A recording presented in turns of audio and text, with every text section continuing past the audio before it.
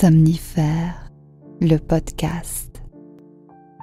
Le bonheur, on ne le trouve pas, on le fait.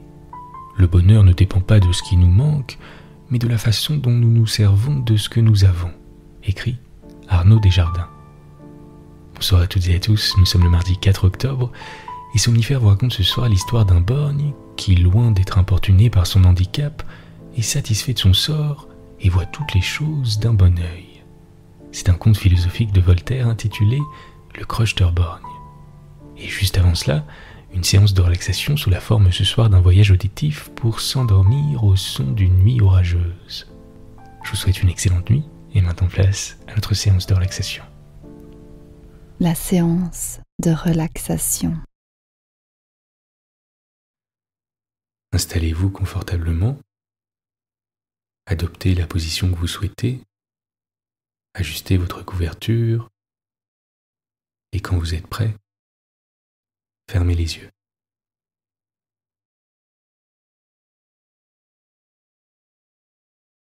Prenez une longue inspiration par le nez et laissez s'échapper toutes les tensions à l'expire. À nouveau, une longue inspiration par le nez et expirez à votre rythme.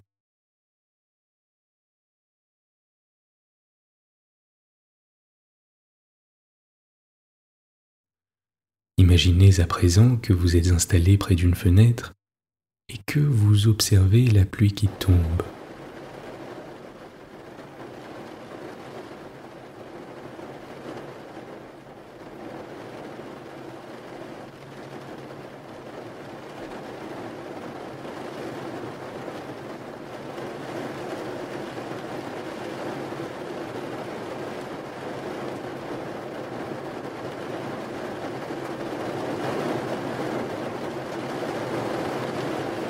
Il peut s'agir d'une fenêtre qui se trouve chez vous ou d'une fenêtre que vous imaginez.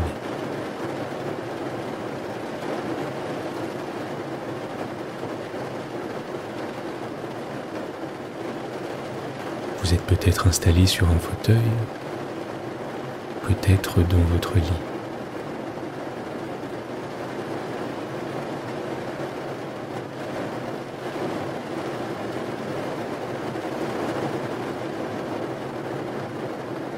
Nous sommes en toute fin d'après-midi. Le soleil est en train de se coucher.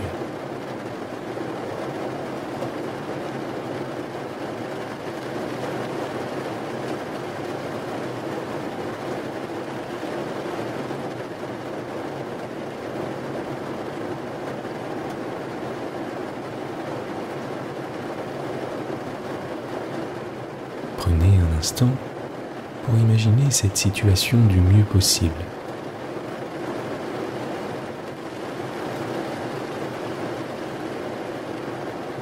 La couleur de vos vêtements,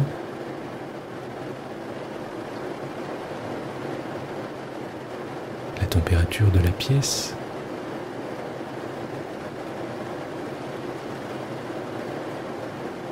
les gouttes qui s'accumulent et coulent lentement le long des vitres.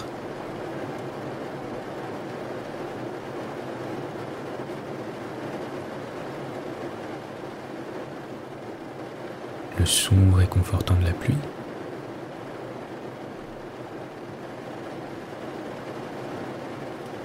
le bruit du tonnerre au loin, alors que vous êtes confortablement installé au chaud.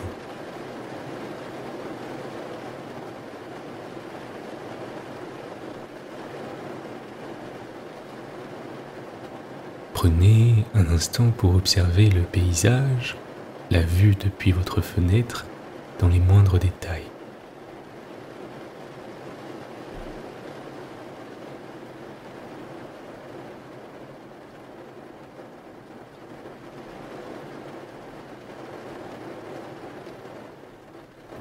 Peut-être le pavé mouillé,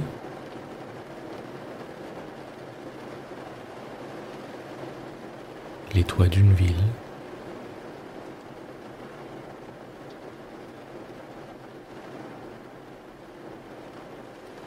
la douceur d'une campagne.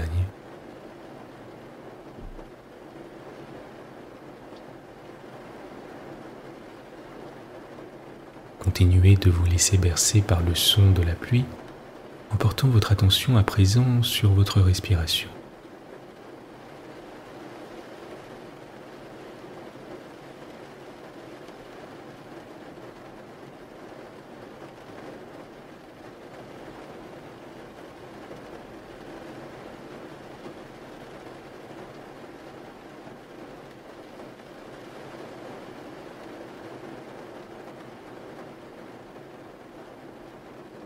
Sur l'air qui entre et sort de vos narines.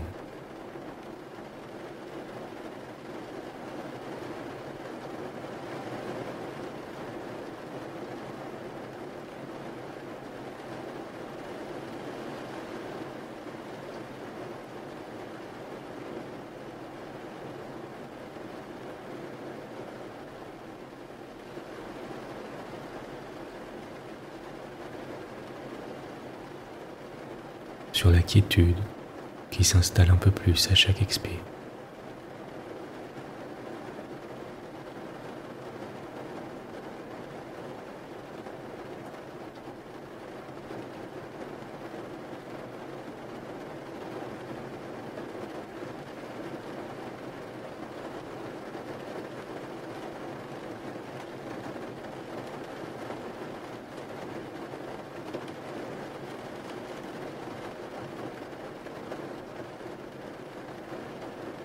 Le ciel est nuageux et commence à s'obscurcir.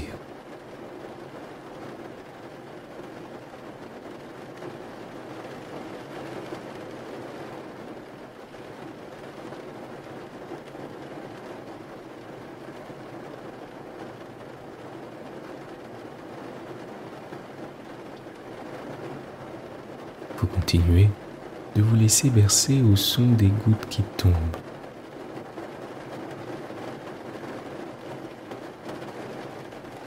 Si des pensées vous viennent à l'esprit, ne cherchez pas à les chasser, laissez-les simplement passer.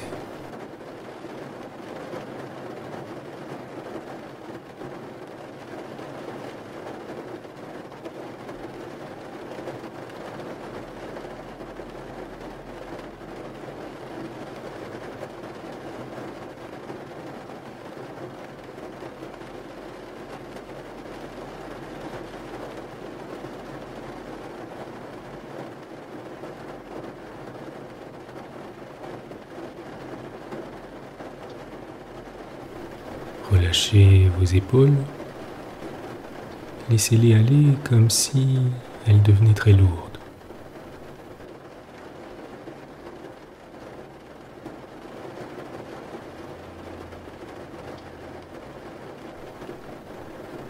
Sentez la détente qui se diffuse le long de votre cou.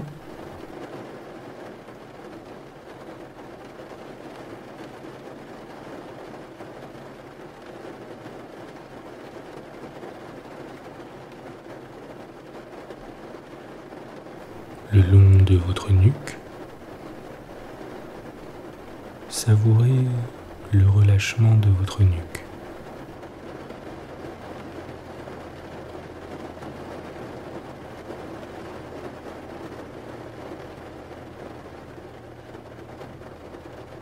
Ce relâchement chemine maintenant le long de vos bras et de vos avant-bras.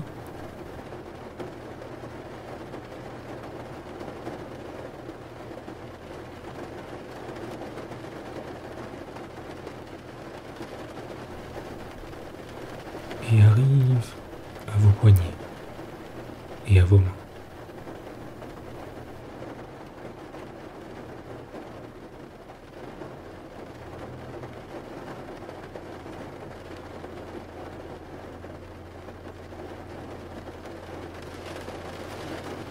Vos deux bras sont complètement détendus.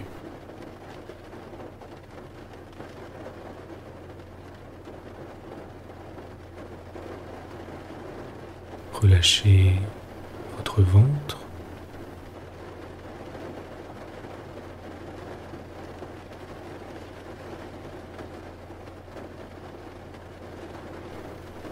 vos hanches,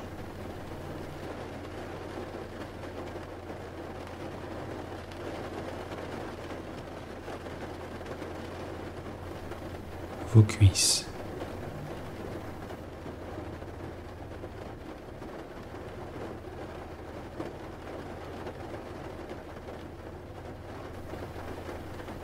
vos genoux,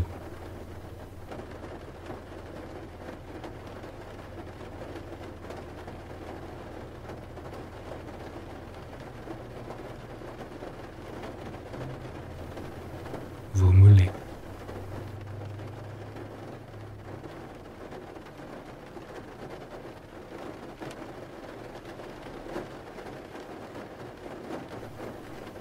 vos chevilles,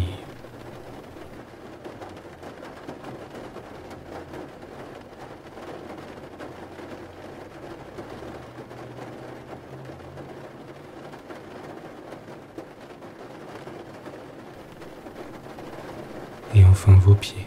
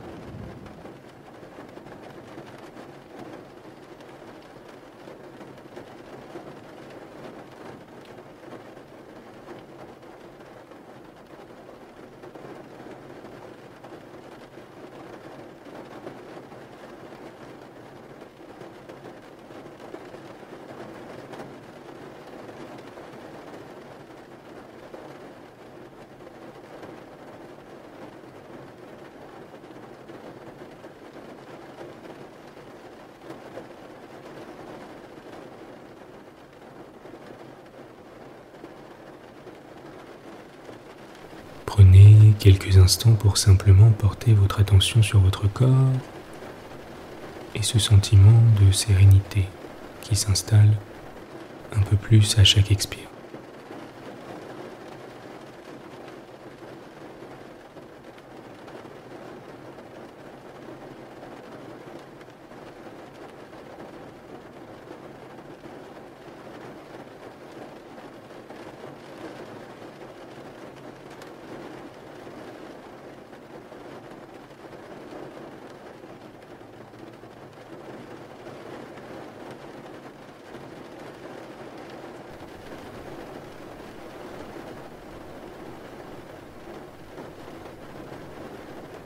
Portez à présent votre attention sur votre respiration.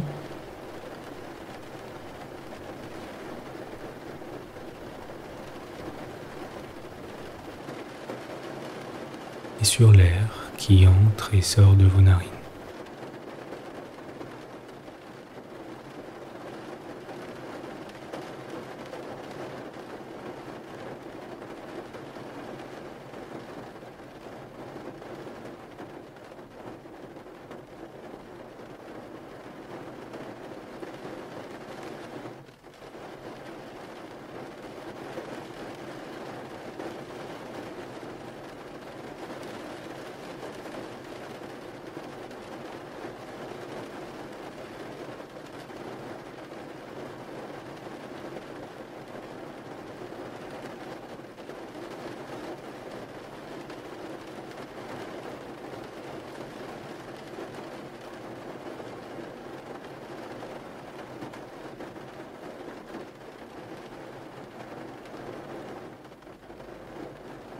Vous êtes calme et détendu.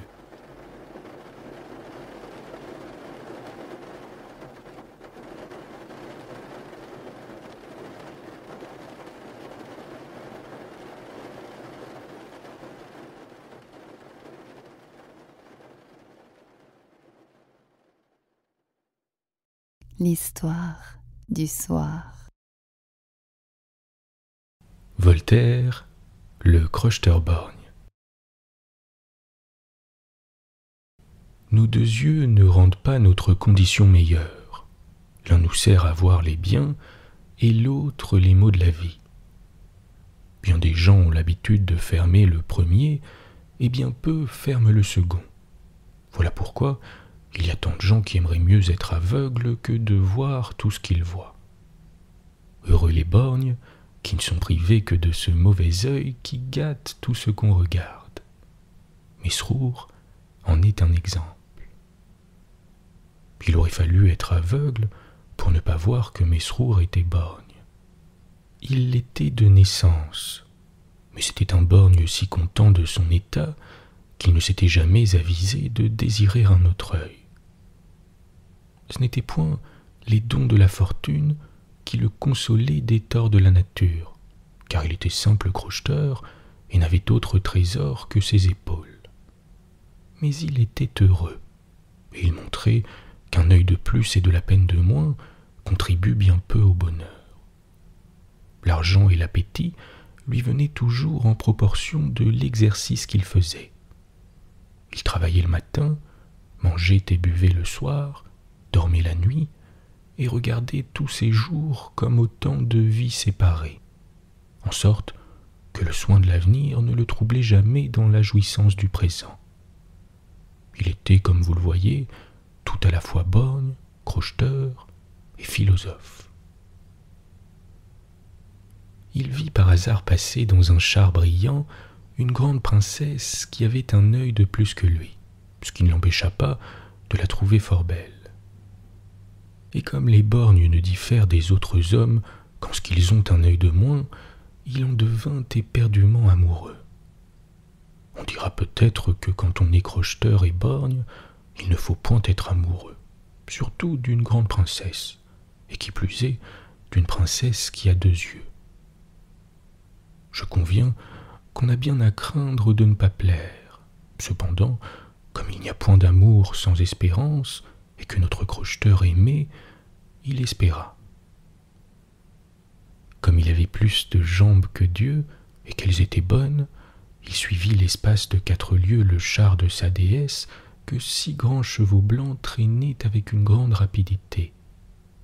La mode dans ce temps-là, parmi les dames, était de voyager sans laquais et sans cocher, et de se mener elles-mêmes. Les maris voulaient qu'elles fussent toujours toutes seules, afin d'être plus sûrs de leur vertu, ce qui est directement opposé au sentiment des moralistes qui disent qu'il n'y a point de vertu dans la solitude. Mesrour courait toujours à côté des roues du char, tournant son bon œil du côté de la dame, qui était étonnée de voir un borgne de cette agilité. Pendant qu'il prouvait ainsi qu'on est infatigable pour ce qu'on aime, une bête fauve, poursuivie par des chasseurs, traversa le grand chemin et effraya les chevaux qui, ayant pris le mors aux dents, entraînaient la belle dans un précipice. Son nouvel amant, plus effrayé encore qu'elle, quoiqu'elle le fût beaucoup, coupa les traits avec une adresse merveilleuse.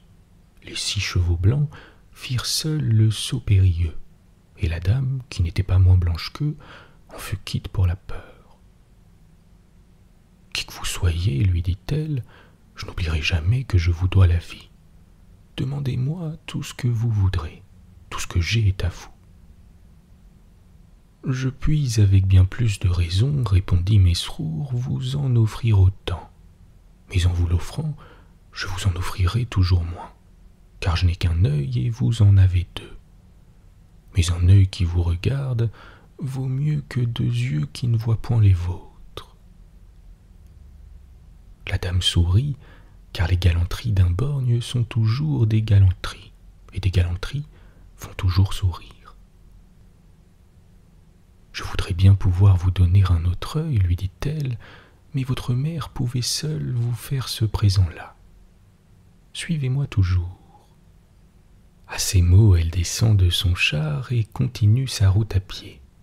Son petit chien descendit aussi et marchait à pied à côté d'elle, aboyant après l'étrange figure de son écuyer. J'ai tort de lui donner le titre d'écuyer, car il eut beau offrir son bras, la dame ne voulut jamais l'accepter sous prétexte qu'il était trop sale. Et vous allez voir qu'elle fut la dupe de sa propreté. Elle avait de fort petits pieds et des souliers encore plus petits que ses pieds, en sorte qu'elle n'était ni faite ni chaussée de manière à soutenir une longue marche. De jolis pieds consolent d'avoir de mauvaises jambes lorsqu'on passe sa vie sur une chaise longue au milieu d'une foule de petits maîtres. Mais à quoi servent des souliers brodés en paillettes dans un chemin pierreux où ils ne peuvent être vus que par un crocheteur, et encore par un crocheteur qui n'a qu'un œil? Mélinade, c'est le nom de la dame que j'ai eu mes raisons pour ne pas dire jusqu'ici, parce qu'il n'était pas encore fait, avançait comme elle pouvait, maudissant son cordonnier, déchirant ses souliers, écorchant ses pieds et se donnant des entorses à chaque pas. Il y avait environ 1 heure et demie qu'elle marchait du train des grandes dames, c'est-à-dire qu'elle avait déjà fait près d'un quart de lieue lorsqu'elle tomba de fatigue sur la place. Le Mesrour, dont elle avait refusé les secours pendant qu'elle était debout, balançait à les lui offrir dans la crainte de la salir en la touchant. Car il savait bien qu'il n'était pas propre, la dame le lui avait assez clairement fait entendre. Et la comparaison qu'il avait faite en chemin entre lui et sa maîtresse le lui avait fait voir encore plus clairement. Elle avait une robe d'une légère étoffe d'argent semée de guirlandes de fleurs qui laissaient briller la beauté de sa taille. Et lui avait un sarrau brun taché en 1000 endroits, troué et rapiécé en sorte que les pièces étaient à côté des trous et point dessus où elles auraient pourtant été plus à leur place. Il avait comparé ses mains nerveuses et couvertes de durillon avec 2 petites mains plus blanches et plus délicates que les lys. Mélinade essaie de se relever, mais elle retombe bientôt, et si malheureusement que ce qu'elle laissa voir à Mesrour lui ôta le peu de raison que la vue du visage de la princesse avait pu lui laisser. Il oublia qu'il était crocheteur, qu'il était borgne, et il ne songea plus à la distance que la fortune avait mise entre Mélinade et lui. La princesse s'évanouit. Mais quel fut l'étonnement de Mélinade quand, ouvrant les yeux au premier rayon du jour, elle se vit dans un lieu enchanté, avec un jeune homme d'une taille noble, dont le visage ressemblait à l'astre dont la terre attendait le retour. Il avait des joues de rose, des lèvres de corail. Ses grands yeux tendres et vifs, tout à la fois exprimaient et inspiraient la volupté. Son carcador, orné de pierreries, était suspendu à ses épaules, et le plaisir faisait seul sonner ses flèches. Sa longue chevelure, retenue par une attache de diamants, flottait librement sur ses reins. Une étoffe transparente, brodée de perles, lui servait d'habillement et ne cachait rien de la beauté de son corps. « Où suis-je? Et qui êtes-vous » s'écria Mélinade dans l'excès de sa surprise.